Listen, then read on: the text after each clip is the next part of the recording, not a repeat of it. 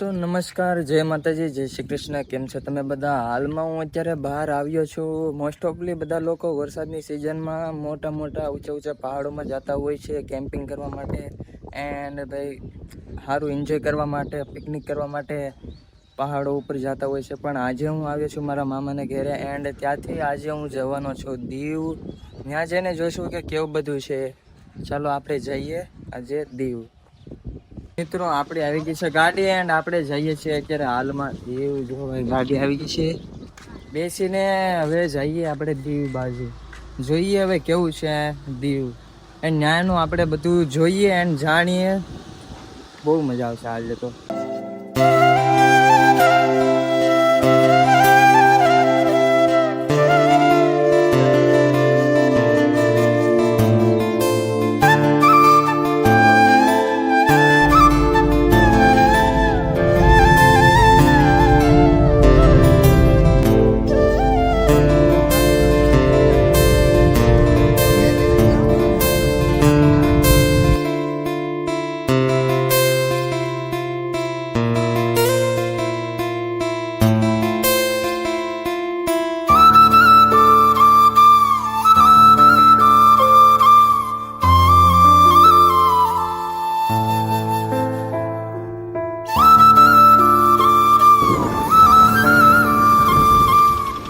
Finally તો હું આવી ગયો છું દીવના કિલ્લામાં એન્ડ અત્યારે જોઈએ કે દીવનો કિલ્લો અત્યારે કેવો લાગે છે એન્ડ જાણીએ. તમને પણ હું જણાવ કે દીવના કિલ્લાની શું વિશેષતા છે એન્ડ શું શું આપણને જાણવા મળે. ચાલો આપણે પણ અંદર જઈને જોઈએ દીવનો કિલ્લો. આ જોઈ શકો છો મારી પાછળ, આ છે દીવના કિલ્લાનો મેન ગેટ. અહીંથી આપણે જઈએ અંદર એન્ડ જોઈએ કેવો છે દીવનો કિલ્લો. તો હાલમાં તમે ગમે ત્યારે દીવમાં આવો છો તો અહીં નાના છોકરાની પ્રાઇસ છે 15 વર્ષના હોય તો એની ટિકિટનો પ્રાઇસ છે 75 રૂપિયા એન્ડ 15 વર્ષની ઉપરના આવે છે દીવ કિલ્લો વિઝિટ કરવા માટે તો એનો પ્રાઇસ છે ભાઈ 100 રૂપિયા એન્ડ બહારની કન્ટ્રીના આવે છે તો એના છે 200 રૂપિયા. એવી રીતના અહીંયા ટિકિટના કાઉન્ટરે ભાવ છે એન્ડ આપણે ટિકિટ લઈ લીધી છે એન્ડ આપણે અંદર છીએ એન્ડ જોઈએ છીએ કે અંદર બધું કેવું વિઝિટ કરવા મળે છે. ભાઈ અત્યારે હાલ ગજબ લેવલ નો અહીંનો વ્યૂ છે, લોકેશન છે ગજબ લેવલ ના. અહીંયા વૃક્ષો છે જોયો મેં અહીંયા. હાલમાં તમે ત્યાં જોવો છો, હાલમાં તમે મારી પાછળ જોવો છો એ છે કાલા પાણીની જેલ. પહેલાના સમયમાં લોકોને જ્યારે જે કેદીઓ હતા પહેલાના સમયના એને આ જેલમાં રાખવામાં આવતા હતા. અહીંના લોકોનું એવું કેવું છે અહીંની જે કારીગરી છે, અહીંનો જે લુક છે ને ભાઈ ગજબ લેવલ નું છે. મતલબ તમે અહીંયા જોવો, અહીંયા તોપ છે, અહીંયા પણ છે સામે પણ છે. બહુ ગજબ લેવલ ની ભાઈ તોપો છે. કઈ નહીં, ચાલો પાછળ જોઈએ કેવું લાગે છે. સુપર લેવલ નું છે, બહુ મજા આવે અહીંયા તો. જો અહીંયા છે આ રે ભાઈ તોપ પહેલાના સમયની. આવી પ્રકારનો એનો નજારો છે ને આ સામે તમે જોવો છે કાલા પાણીની જેલ છે. પહેલાના સમયમાં જ્યારે કેદીઓ હતા એને ત્યાં રાખવામાં આવતા હતા. અને આ છે ભાઈ દીવ કિલ્લો. હજી તો આપણે ઉપર પણ જવાનું છે, જોઈએ છીએ કેવું કિલ્લો છે અને શું આપણને જોવા મળે અંદર પણ એને શું જાણવા મળે. જો અમારા પપ્પાની બે ગયા ને પણ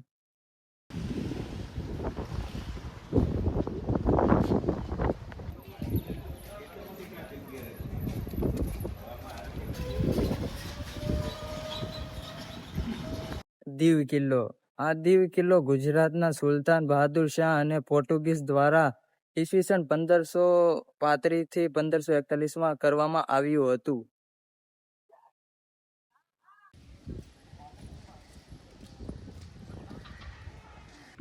ભાઈ અહીંનું જે લુક છે, અહીંની જે પ્રકૃતિ છે ને ભાઈ ગજબ લેવલનું ભાઈ બહુ મતલબ સુંદર છે. તમે ખાલી અહીંયા જોવો જે આવી રીતના નાના મોટા વૃક્ષો છે ભાઈ ગજબ લેવલનું લાગે અને બહુ મસ્ત છે. સામે તે જોવો છો એ છે બધી જેલ વગેરે ને એવું છે ને આ છે ભાઈ સુરતનો નહીં, આપણે સુરતમાં પોગી જવી યાર. આપણે છીએ અત્યારે હાલ દીવમાં અને આ દીવનો કિલ્લો ભાઈ ગજબ લેવલનું છે. અત્યારે ભાઈ અહીંયા કામ હાલે છે, આપણને ખબર નહીં એનું કામ હાલે પણ હાલે બહુ ગજબ લેવલનું ભાઈ. Most beautiful in the world Diu કિલ્લો. ચાલો હજી જાણીએ આપણે કેવું કેવું છે ને. આ છે ભાઈ ક્રિશ્ચિયન લોકોનો આ લોગો છે. જે મારા કાનમાં કડી છે, જો તમે જે મારા કાનમાં કડી છે એ અહીંયા ભાઈ છે. જો લાગે કે નહીં ભાઈ? અત્યારે આપણે અહીંયા ઉપરની સાઈડ જઈએ એન્ડ જોઈએ કે કેવું જોવા મળે આપણને હાલમાં. એન્ડ જોઈએ વાત કરીએ તો ભાઈ અત્યારે બહુ મસ્ત. અત્યારે તો અહીંયા ભાઈ સારું છે, ઝાડવા છે એટલે બહુ તડકો ન લાગતો. બાકી ભાઈ હાલત ખરાબ થઈ જાય આપણી તડકામાં. ભાઈ આપણે બહુ તડકામાં ભાઈ રખડી ન હતી ભાઈ, અઘરું પડી જાય આપણને. એન્ડ જોઈએ આ ભાઈ આ રસ્તો ક્યાં જાય? માથે જાય છે. અહીંયા આપણે જઈને જોઈએ કે કેવું લાગે. ભાઈ અવાજ એકો થાય હું અહીંયા તો હું એકલો બોલું ને અવાજ એકો થાય. ગજબ લેવાનું. ફર્સ્ટ ટાઈમ આવ્યો ભાઈ, ફર્સ્ટ ટાઈમ નહીં, સેકન્ડ ટાઈમ. ફર્સ્ટ ટાઈમ આવ્યો તો તારે અહીંયા અંદર નહોતો આવ્યો, ખાલી બહારથી નાની મોટી રીલ શૂટ કરી, નહીં રીલ પણ નહીં, ફોટોગ્રાફી કરીને વહી ગયો હતો. બટ આજે હું અંદર આવ્યો છું ટિકિટ લઈને, ખાસ કરીને તમને લોકોને બતાવવા. મોસ્ટ વિઝિટ કરજો ભાઈ. દીવ કિલ્લો બહુ મસ્ત છે. ફોટો પાડવો હોય, વિડીયોગ્રાફી કરવી હોય, એક નંબર જગ્યા છે. મોસ્ટ આવજો.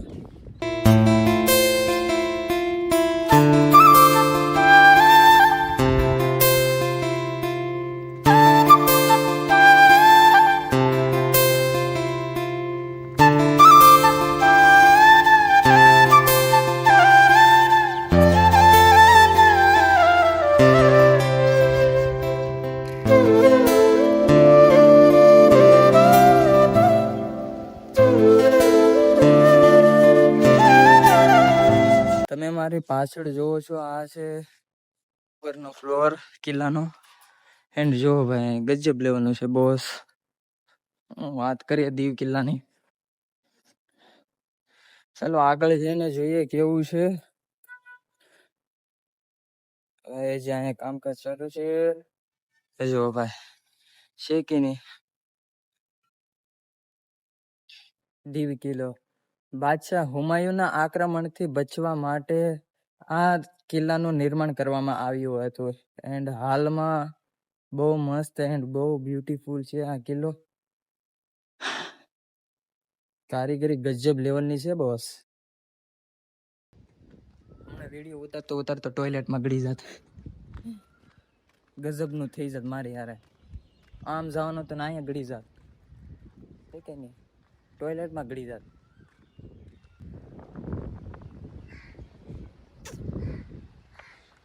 હાલ જે એનું પર્યાવરણ છે, એનું જે લુક છે, એનું જે પ્રકૃતિ છે ને બોસ, બહુ મતલબ માઇન્ડ બ્લોઈંગ છે. એન્ડ ગજબની યાર એની કારીગરી છે. જો ભાઈ સાચું કહું ને, એકવાર આવશો તો ભાઈ અહીંયા જ રહેવાનું મન થઈ જશે. એવું અહીંયા ગજબ લેવલનું છે. ફરવા જેવી જગ્યા છે, ફોટો પાડવા જેવી જગ્યા છે, વિડીયોગ્રાફીની જગ્યા છે, વ્લોગિંગની બેસ્ટ જગ્યા છે. એન્ડ ચાલી ચાલીને થાકી જતા હોય તો પછી જો સામે આ ઓલી ગાડી આવે છે, તેમાં પણ આરામથી તમે બધા ફરી શકો છો એન્ડ આરામથી બધું વિઝિટ કરી શકો છો. હાલમાં જો અત્યારે બહુ મતલબ અત્યારે તડકો પણ એવો છે ને થોડાક દિવસ પહેલાં હમણાં વરસાદ પડી ગયો એટલે બહુ સારું છે અહીંયા ફરવા જેવું પણ એન્ડ જોવા જેવું પણ. ચાલો હવે આ બાજુથી આપણે નીચે જઈએ એન્ડ જોઈએ કે કેવું છે. છે તો જબરું હો ભાઈ. જો છે મોટો જબર ડેલો, મોટો ગેટ છે. અને ભાઈ અહીં તોપું પણ એવી છે ગજબ લેવલનું. અને ગજબ લેવલનું છે ભાઈ, સાચું કહું જબરું છે.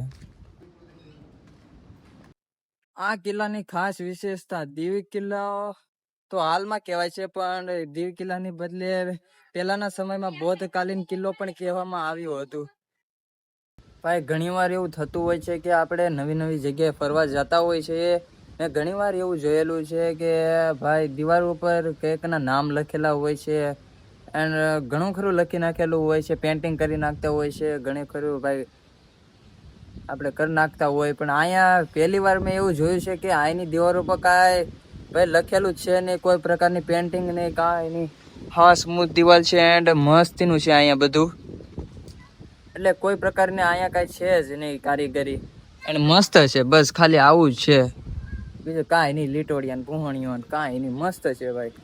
એકવાર મોસ્ટ વિઝિટ કરવા આવજો. એન્ડ અત્યારે આપણે અહીંથી દીવ કિલ્લેથી રજા લઈએ છીએ, કેમ કે હજી આજે આખો દી અહીંયા જ છું દીવમાં, એટલે આપણે બીજું બધું હવે વિઝિટ કરીએ, નકર ખાલી ખોટે બહુ લાંબુ થઈ જાય હવે.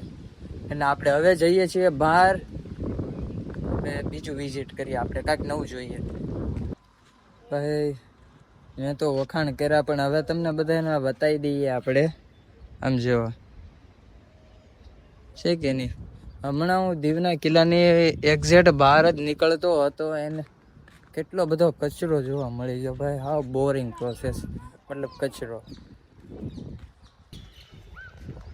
ભાઈ અત્યારે હાલમાં અહીંયા દીવમાં બહુ હદબારો તડકો છે. એન્ડ મેં વિચાર કર્યો કે અત્યારે બહુ ઠંડુ પી લેવું સારું, કેમ કે આવો ભાઈ તડકો હોય એટલે ભાઈ થોડું ઘણું ઠંડુ પી લેવું સારું. થોડું ઘણું નહીં, આમ તો વધુ ઠંડુ પીવું જોઈએ. અત્યારે જોઈ લો હાલમાં બહુ ભાઈ તડકો છે, હદબારો. એટલે મેં કીધું હવે ઠંડુ પી લેવું વધુ સારું. એમાં પાછું સિકંજી, હા યાર મજા આવી. ચાલો ભાઈ હવે જઈએ આપણે બીજી જગ્યાએ. હા છે આપણી ગાડી, પાછી બંધ લાગે, કાંઈ નહીં. ચાલો હવે આપણે જઈએ બધા બીજી જગ્યાએ.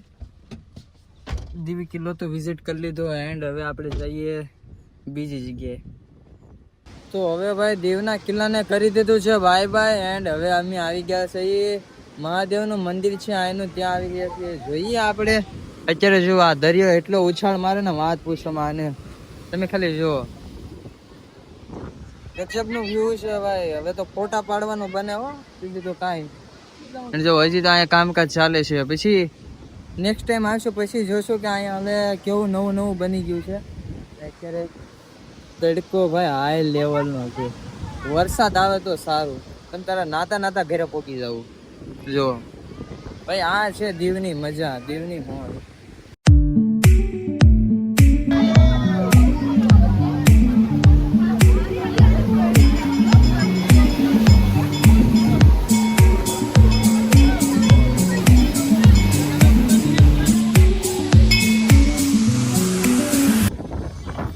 તમે મારી પાછળ જોવો છો, આ છે ગંગેશ્વર મહાદેવનું મંદિર. બહુ મસ્ત છે.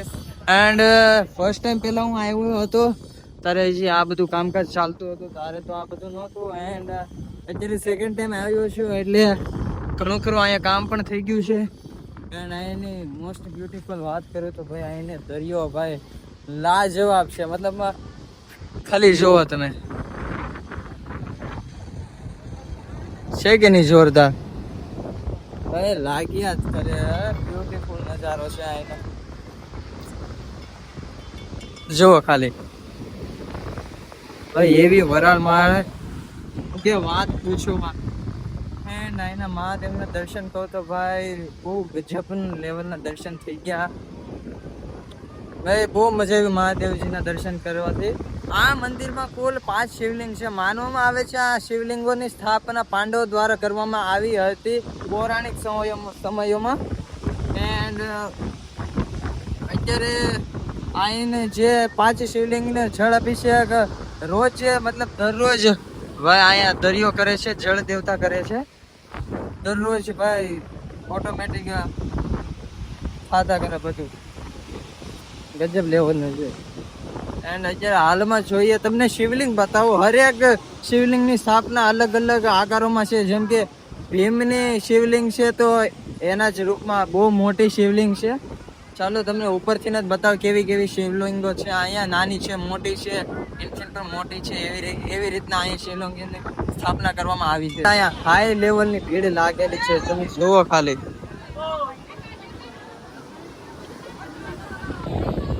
ગજબ લેવલની અહીંયા ભાઈ ભીડ છે અત્યારે હાલમાં. મને લાગ્યું કે અહીંયા ભીડ નહીં હોય તો, પણ હદ બારે અહીંયા ભીડ છે આજે. ખાલી જોવો તમે,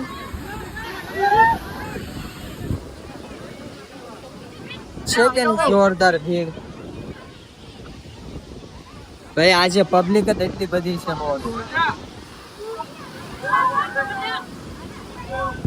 જોયું ને કેટલું પાણી આવે. ચાલો હવે આપણે બીજી જગ્યાએ જઈએ ભાઈ. દીવ એટલે દીવ છે, દીવની કઈ વાત ન થાય યાર, ગજબનું છે. એન્ડ ફોટો પાડવું હોય તો સામે જો કેટલી બધી જગ્યાએ છે ભાઈ. સાચું કહું તો ફોનમાં જોવાની એટલી બધી નહીં મજા આવે, એટલું ભાઈ રૂબરૂ વિઝિટ કરો તો ખબર પડે કે ભાઈ દીવ શું વસ્તુ છે યાર. અત્યારે તમે મારી પાછળ જોવો છો એ છે નાગવા બીચ.